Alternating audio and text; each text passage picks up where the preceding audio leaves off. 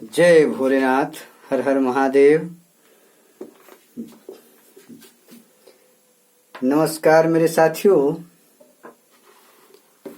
तो आज हम आपको कुछ प्रेरणा भरी बातों से रूबरू करा रहे हैं और क्या हमें निराश होना चाहिए? निराश भरी जो जिंदगी होती है वो बहुत ही कष्टदायक होती है। इसीलिए जीवन में कभी भी निराशा को नहीं अपनाना चाहिए। विपरीत परिस्थिति आ जाए, निराश को हमेशा दमन करते रहना चाहिए और एक आशा की किरण को हमेशा दिल में जलाते रहना चाहिए।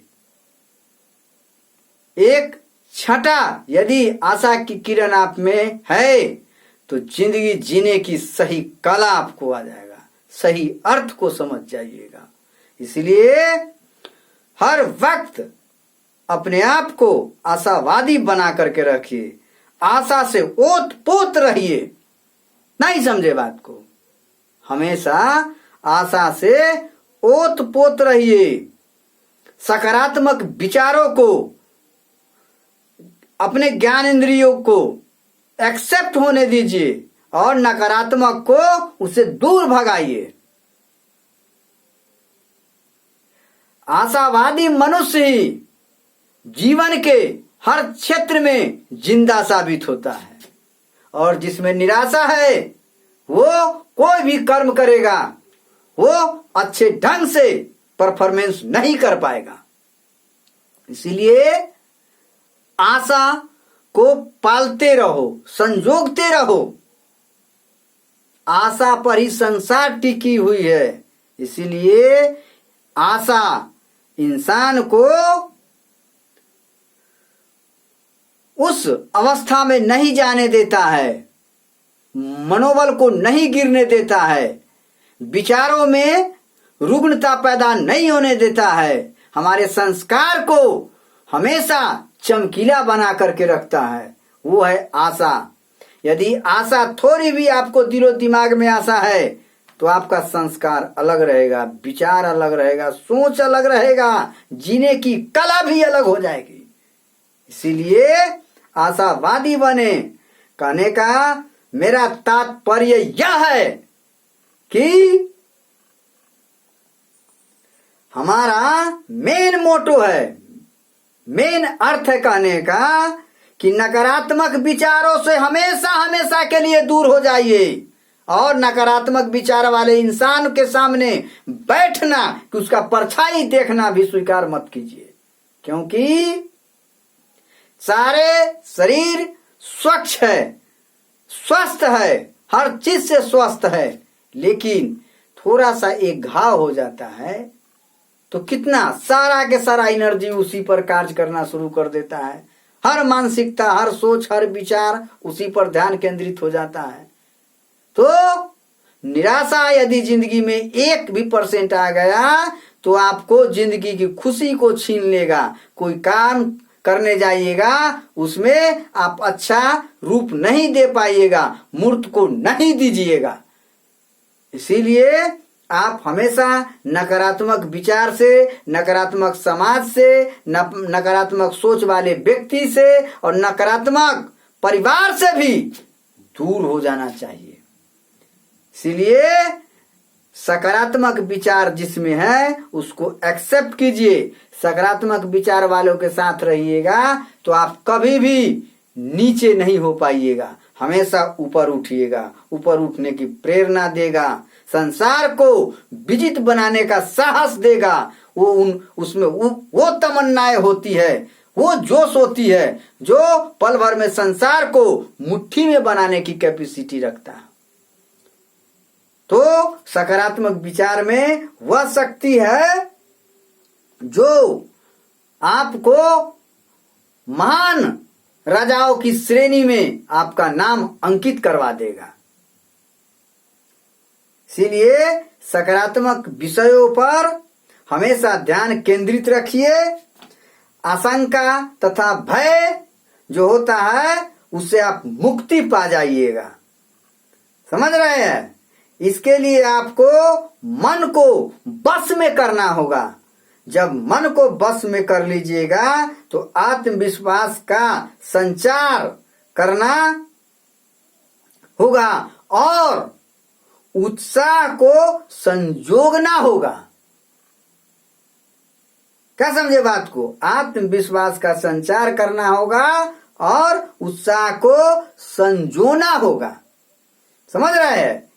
हंसी मजाक वाली आप वातावरण को पैदा कीजिए, खेल कूद को मनोरंजन का साधन बनाइए। समझ गए ना?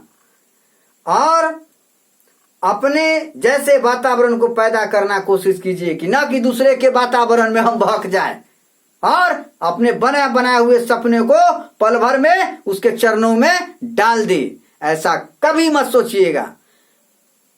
एक रोटी कम खाइएगा, आप नमक रोटी खा करके रह सकते हैं और आपके साथ सकारात्मक विचार है तो आप बहुत ऊंचे उठ सकते हैं। लेकिन अच्छे से अच्छे भोजन कर रहे हैं लेकिन आपको उठने बैठने का और सोचने का नजरिया नीचे तबके के इंसान के साथ है, नकारात्मक विचार वालों के साथ है, तो आप जीवन के किसी भी क्षेत्र में उन्नति नहीं कीजिएगा। ये मेरा दावा है, दावा नहीं है, पूर्ण दावा है, पूर्ण विश्वास है। समझ रहे हैं ना? तो जिसमें चिंता भय आशंका होगा वो आदमी कभी नहीं उन्नति कर सकता है। और चिंता भय आशंका उसी को दूर रहेगा जो सकारात्मक विचार को अपनाएगा, उसे कोसों दूर भाग जाएगा।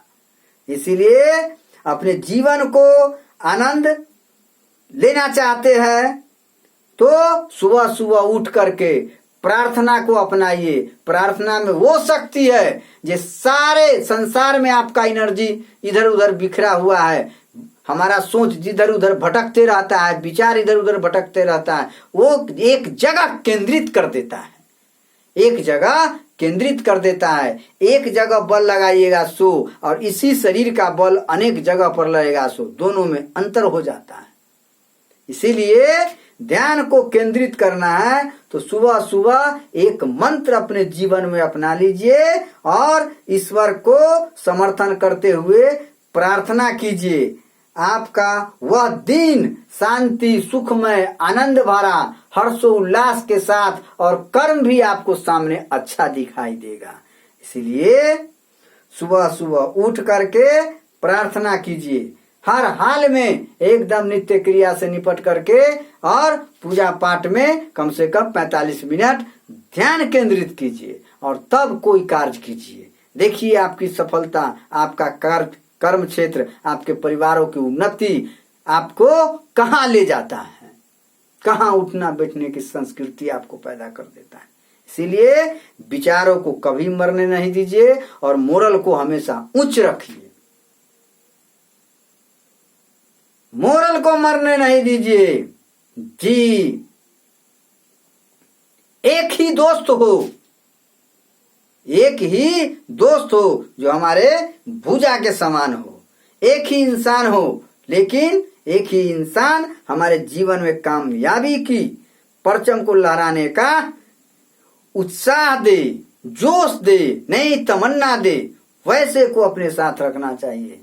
और जो हमेशा मोरल को गिराता है वो निरुत्साही भीरू टाइप के इंसान है, उससे दोस्ती संबंध पर छाया तक भी नहीं देखिए, भूल से भी उसके साथ मत बैठिए। जीवन में उन्नति करना है तो हमेशा आशा को नई किरण दीजिए, कोपल पैदा करें। आशा ही संसार के अद्वितीय वस्तु होता है जिसके माध्यम से हम जीवन के उन सुख समृद्धि की कामना करना शुरू कर देते हैं जिसको आज तक हमने सपना में भी नहीं देखा है। आशावादी वह अवस्था है। समझ रहे हैं? चलिए, जय श्री राम, हर हर महादेव।